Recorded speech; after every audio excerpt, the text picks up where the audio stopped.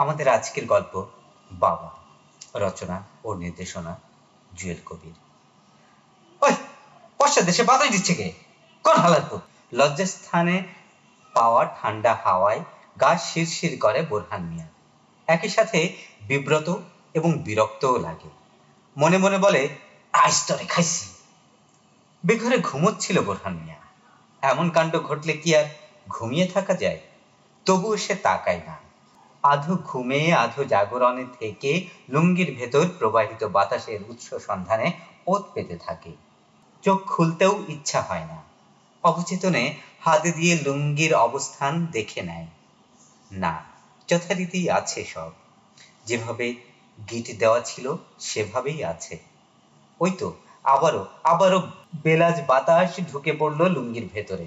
মনে হলো কে যেন ফু দিচ্ছে। উফ, ফু দিচ্ছে সোজা পশ্চাৎদেশ বরাবর।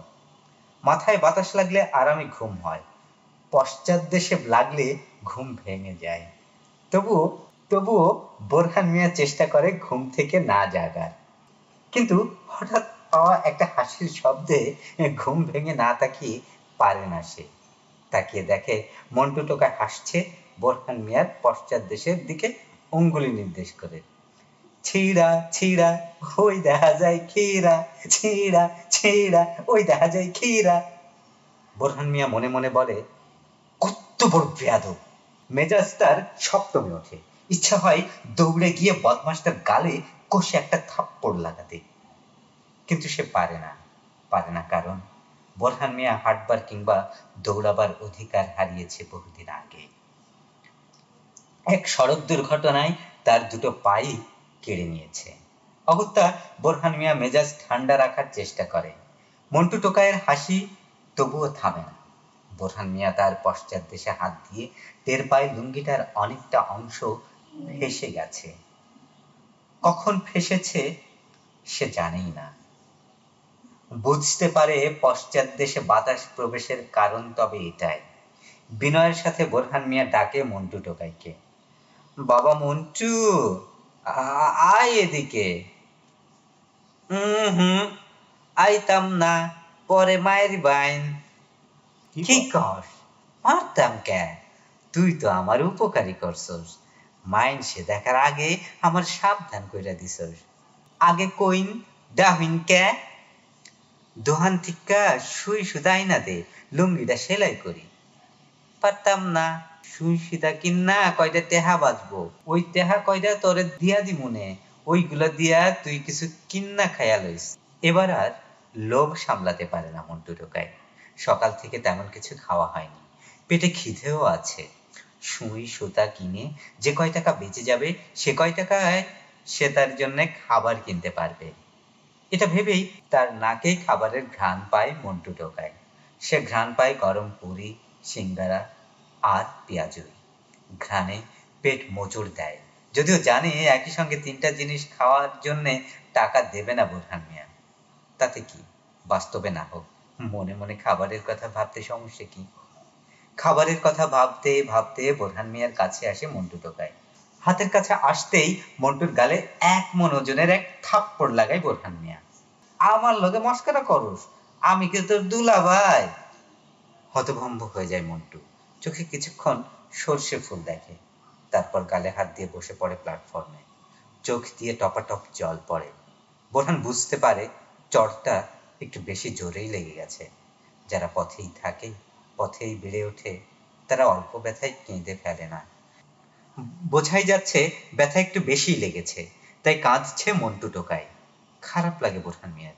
ইচ্ছা হয় জড়িয়ে ধরে ছেলেটাকে চুমু খেয়ে সরি বলে, কিন্তু করে না। নিজেকে নিবৃত করেন বোরহান মিয়া। এই সমস্ত ছেলেকে আদর করলে ওরা প্রশ্রয় পেয়ে ঘাড়ে চড়ে বসে।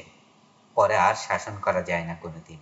পকেট থেকে 50 টাকার নোট বের করে বলে, যা সুই সুতা কিন্না আনি আয়, আর বাকি টাকায় নিজের নাস্তা কইরা নিস।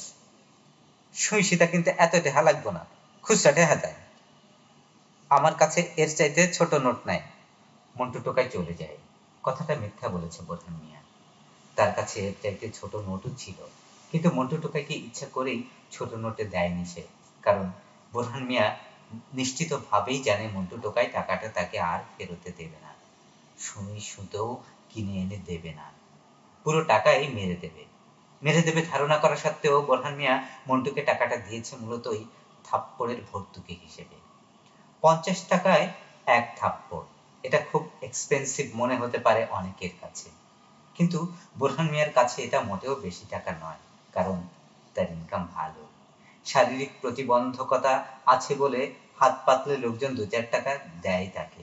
এখন প্রশ্ন হতে পারে, ইনকাম বেশি হওয়া সত্ত্বেও এত পুরাতন লুঙ্গি কেন পরে বোরহান মিয়া? পরে কারণ সে যে সামর্থ্যবান এটা তার কাস্টমারদের সামনে উপস্থাপন করা যাবে না, তাতে তার ব্যবসা কমে যাবে। এই সমস্ত পুরানো ছেঁড়া লুঙ্গি কিংবা জামা কাপড় বোরহান মিয়ার ব্যবসায়িক কস্টিউম। ভিক্ষা পেশায় এক্সপ্রেশনের পাশাপাশি কস্টিউমের গুরুত্বপূর্ণ ভূমিকা আছে, তাই সে কখনো সখনো তার নতুন পোশাকের বিনিময়ে পুরাতন পোশাকও সংগ্রহ করে। অথচ মানুষ জানেই না বোরহান মিয়া চাইলে যখন তখন 100টা গেঞ্জি কেনার সামর্থ্য রাখে। বোরহান মিয়ার ধারণাকে মিথ্যা প্রতীয়মান করে মন্টু টোকাই ফিরে আসে অল্প সময়ের ভেতর। 7 টাকা খরচ করে কিনেছে সুতা আর সুই। এই যে 5 টাকার সুতা আর সুই নিছে 2 টাকা, বাকি আছে 43 টাকা। এই টাকা তো আমি তোরে দিছি নাস্তা করার লাইগা, লাগতো না টাকা? নেই।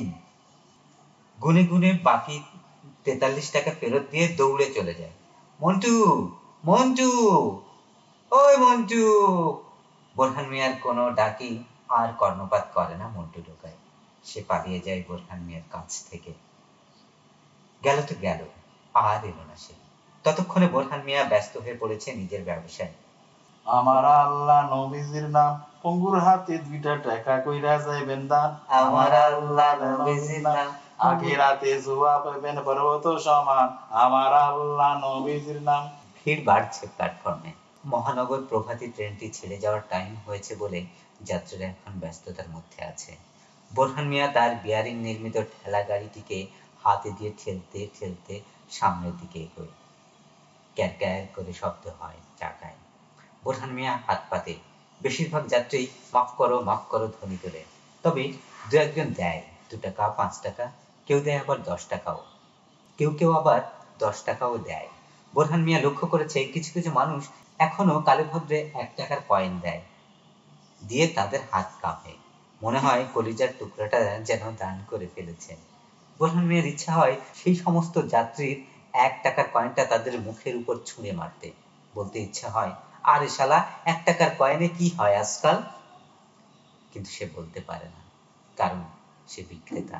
সে জানে প্রচলিত সেই প্রবাদটি, খদ্দের লক্ষ্মী ভগবান বেচা। এক অর্থে ভিক্ষুককে যারা টাকা দেয় তারা তো খদ্দেরই, তাই না?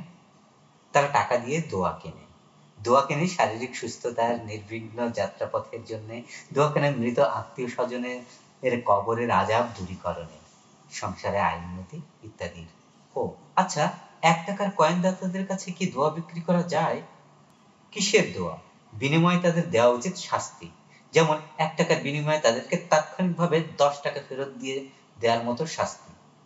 তাতে তারা বিব্রত হবে, ভাববে একজন ভিক্ষুক আমারে 10 টাকা দেওয়ার ক্ষমতা রাখে, আর আমি কিনা মাত্র 1 টাকা।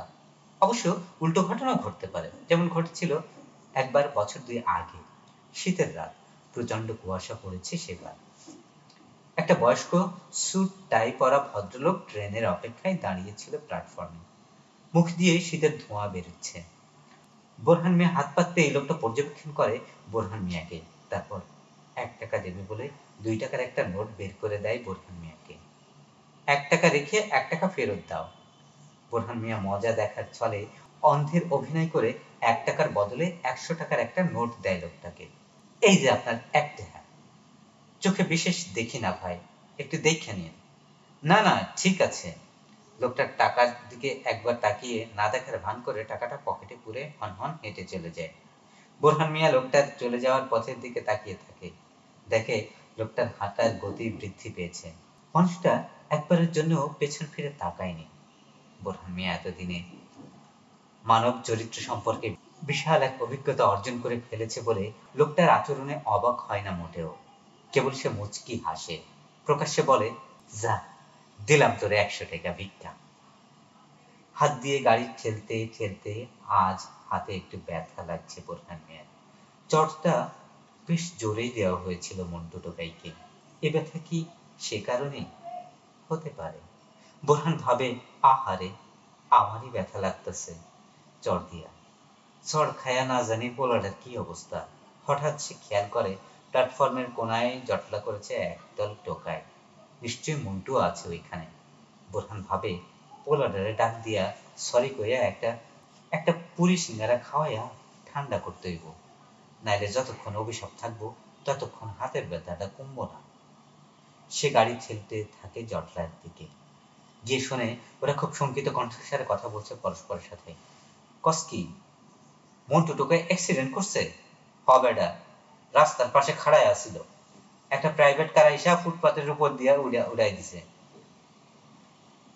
তরে কেডা কইছে? কইছে কেডা মানে? আমি নিজের চোখে দেখছি। তারপর ধরাধরি কইরা নিয়ে গেছি হাসপাতালে। সারা শরীর রক্তে ভাইসা গেছে। অহন বড় ডাক্তারে দেখতেছে, অবস্থা খারাপ। তাইলে সইডাইলি কেন? অহন তো ওইখানে আমার কাম নাই, সব ডাক্তারের কাম। কিরকম? ডাক্তার নিশ্চয়ই নানা রকম টেস্ট দিব, ওষুধপাতি কিনতে কইব, বহুত টেহার দরকার। আমি আইছি টেহা জোগাড় করতে, সবার এখন খাড়াইতে হইব মন্টুর পাশে। কি কস? হ হ, যার যা আছে তাই নিয়ে সাহায্য করুন মন্টুরে। আড়ি পেতে টোকাইদের সব কথা শুনে বোরহান মিয়া অনুশোচনা তৈরি হয় তার ভেতরে। খারাপ লাগে মন্টুর জন্য। সকালবেলায় দেয়া চরের অপরাধে আত্মদহন হতে থাকে মনের ভেতরে। সে বলে, কোন হাসপাতালে ভর্তি করানো হয়েছে মন্টুরে? ঢাকা মেডিকেল হাসপাতালের ভাঙাচোরা ওয়ার্ডে। বোরহান মিয়া উত্তর শুনে দাঁড়ায় না আর। ঠেলতে থাকে তার বিয়ারিং এর গাড়ি। এগুতে থাকে কমলাপুর রেল স্টেশনের মূল গেটের দিকে। গেটের সামনে গিয়ে একটা সিএনজি পেয়ে যায় সে। ঢাকা মেডিকেলে যাইবা নাকি মিয়া? উড়েন, ভাড়া কত দিতে হইব? মিটারে যা উড়ে দিয়েন, আপনার লগে আবার ফুড়ানি লাগবো নাই। সিএনজিওয়ালার আচরণে মুগ্ধ হয় বোরহান মিয়া। ঢাকা শহরে ইদানিং এ ধরনের মানুষের বড় অভাব। যাত্রী সেবার ব্রত নিয়ে কাজ করা রিক্সাওয়ালারা তাকে ওঠায় না, ওঠানো নামানোর ঝামেলা বলে। বাসে ওঠায় না বিয়ারিং এর গাড়ি সহ জায়গা একটু বেশি দখল করে বলে।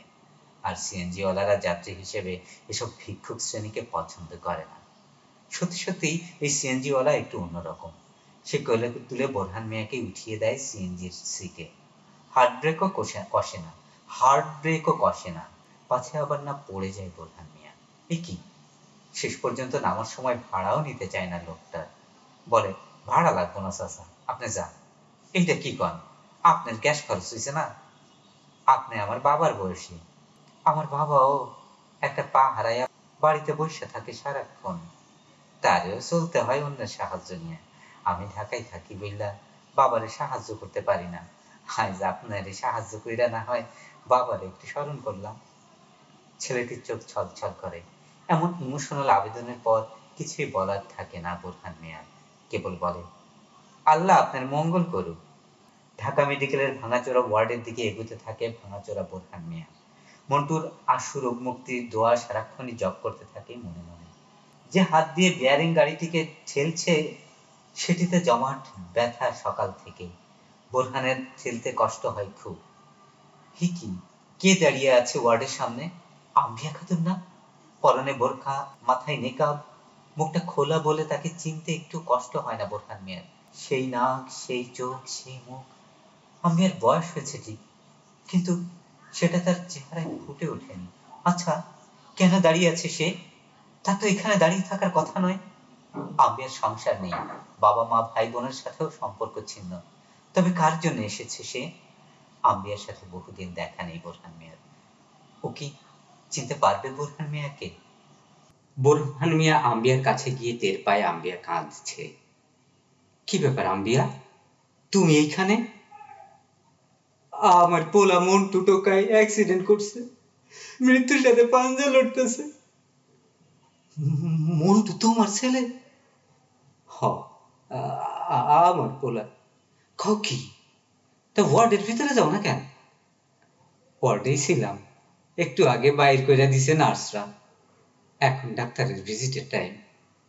তা ওর বাপে কই? ওর বাপকে আমি জানি না, অবশ্য আপনিও হইবার পারেন। কথাটা হৃদয়ে কাঁটার মতো বেঁধে বোরহান মিয়ার। আসলেই তো তাই। একজন যৌনকর্মীর সন্তানের পিতা কে সেটা সেই যৌনকর্মী কিভাবে জানবে? যে কোনো খদ্দেরই হতে পারে তার পিতা, সে হিসেবে বোরহান মিয়াও হতে পারে। বোরহান মিয়া টের পায় তার শরীর কাঁপছে। সংসার কর্ম করেনি বোরহান, স্ত্রী সন্তান নেই। তবে কি হঠাৎ তার পিতৃত্ব জেগে উঠল আম্বিয়ার কথায়? বোরহান মিয়ার পা ভেঙেছে সেই ভরা যৌবনে। তখন সে রিকশা চালাতো।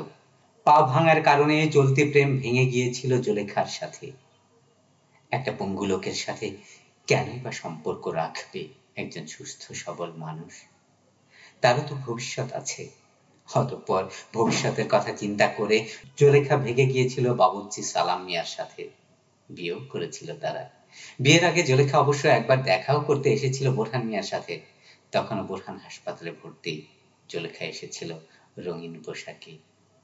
চোখে মুখে কড়া মেকআপ ছিল তার, মুখ জুড়ে ছিল আনন্দের ছিলে। বোরহান মিয়ার কাছে জুলেখার সেদিনের আগমনটি অনেকটা কাঁটা খায় নুনের ছিটার মতো লেগেছিল। যাবার আগে জুলেখা বলেছিল, মনে কোনো কষ্ট নিও না তুমি। দোকান থেকে জিনিস কিনলেও তো আমরা যাই না শুনা ভাঙ্গা জিনিস কিনি না, তাই না? বোরহান মিয়ার ইচ্ছা হয়েছিল কষে একটা চড় লাগায় জুলেখার গালে, কিন্তু সে নিবৃত হয়। সে যাত্রায় ক্ষমা করে দেয় জুলেখাকে, কিন্তু আসলে কি ক্ষমা করতে পারে সে? তার পা হারানোর জন্য দায়ী ট্রাক ড্রাইভার যেমন আজন্ম ঘৃণার পাত্র বোরহানের কাছে, মন ভাঙার অপরাধে কি একই রকম ঘৃণার পাত্রে নয় জুলেখা? মনে মনে বোরহান অভিশাপ দেয় জুলেখাকে। সে অভিশাপেই কি অন্তঃসত্ত্বা জুলেখার 6 মাসের গর্ভপাত ঘটে? আবার একই অভিশাপে কি ওর সংসারটাও ভেঙে যায় 1.5 বছরের মাথায়? সে যাত্রায় ক্রমে ক্রমে অসহায় বোরহান সুস্থ হয়ে ওঠে পা ছাড়া। শুরু করে ভিক্ষাবৃত্তি। ইনকাম বাড়ে দিন দিন, কিন্তু টাকায় পেটের চাহিদা মিটলেও অপূর্ণ থেকে যায় অন্য সব চাহিদা। কেউই তো প্রেম করে না পঙ্গু বোরহানের সাথে। কিন্তু একজন যাও আসে, তাও কেবল লোভ করে বোরহানের অর্থ সম্পত্তিতে। ওদের উদ্দেশ্য বুঝতে পেরে ওদের তাড়িয়ে দেয় বোরহান। মজার ব্যাপার হলো, সংসার ভাঙা জুলেখাও আসে একদিন। তার হাবভাব পছন্দ হয় না বোরহানের, সবকিছুতেই আদিক্ষেতা। একসময় বোরহান বলে, লাগবো না আমার ভালোবাসা, তুমি চইলা যাও জুলেখা, তোমার আমার সহ্য হয় না। জুলেখা চলে যায় এক পর্যায়ে। বোরহান তখন যাওয়া আসা শুরু করে নিষিদ্ধ পল্লীতে। পরিচয় হয় আম্বিয়ার সাথে। কেন জানি না, অন্য কেউ নয়, আম্বিয়ার প্রেমই টানতে পারত বোরহান মিয়ার মনকে। ইদানিং অবশ্য আম্বিয়ার দেহও আর টানে না বোরহান মিয়াকে। ইদানিং মানে 5-6 বছর তো হবেই, কিংবা তারও বেশি। বোরহান মিয়ার টাকা আছে, তাই এখন সময় কাটে এক এক রাত এক এক সঙ্গিনীর সাথে। তারা দেখতে কেউই আম্বিয়ার চেয়ে কম সুন্দরী নয়, যদিও মনের দিক থেকে আম্বিয়াই সেরা। বোরহান মিয়ার মনে পড়ে আম্বিয়াকে নিয়ে ফার্মগেটের ছন্দ আনন্দ হলে সিনেমাও দেখেছে বহুবার। একবার সিনেমার করুণ দৃশ্য দেখে হাউমাউ করে কেঁদে বুক ভাসিয়েছিল আম্বিয়া। বোরহান বুঝেছিল মেয়েটা যৌনকর্মী হলেও ওর দিলটা খুব নরম।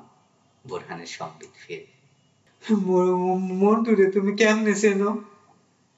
স্টেশনে থাকে, আমার ফুড ফরমাইশ খাটে মাঝে মধ্যে। ছেলেটা খুবই ভালো, যদিও আজ সকালে আমি অযথায় খারাপ আচরণ করছি ওর সাথে। মনটা সেই জন্যই বেজায় খারাপ। আম্বিয়ার চোখ বেয়ে গড়িয়ে পড়ে অশ্রু। আঁচলে চোখ মুছে সে। ডাক্তারের ভিজিট রাউন্ড শেষ হয়নি বলে ছেলের কাছে যেতে পারছে না আম্বিয়া, যেতে পারছে না বোরহানও। ওয়ার্ডের দরজায় কাঁচের ফাঁক দিয়ে তাকিয়ে বোরহান দেখে অনেক রোগী শুয়ে আছে ভেতরে, কাতরাচ্ছে ব্যথায়। হঠাৎ তার চোখ পড়ে মন্টুর দিকে। মাথাটা ফেটে গেছে, হাতটা ভাঙা।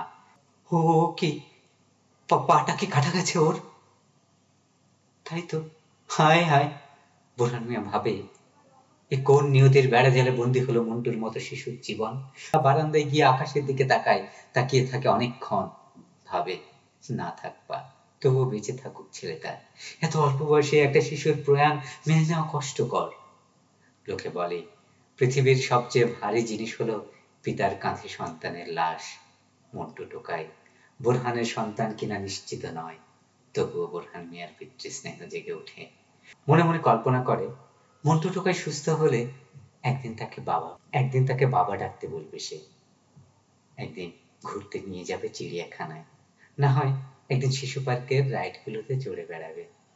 মন্দ হবে কি যদি একদিন আবারও সিনেমা দেখতে যায় আম্বিয়ার সাথে, না হয় সেদিন তাদের দুজনের সিটের মাঝের সিটটি বরাদ্দ থাকবে মন্টু টোকাইয়ের জন্যে।